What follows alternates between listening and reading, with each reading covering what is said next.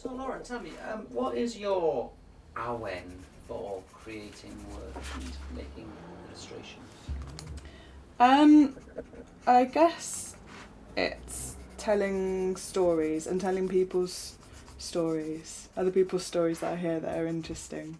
I do quite a lot of animated documentaries, so talking to people and hearing their stories and then getting inspired by that. Getting Awened by that. Is that how you say that? No. Okay, why not? Have you got any examples of your illustration work that you've done? The most recent film I made was a really long one. It was a 20-minute, well, really long for me. It's the longest thing I've ever done. It was a 20-minute animated documentary about the life of Margaret Mackworth, who was a suffragette from Newport.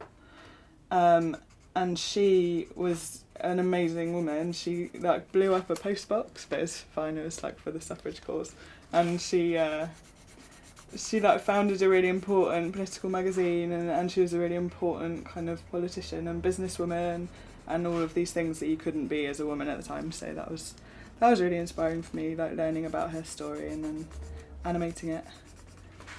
So that's called A Bird in a Cage.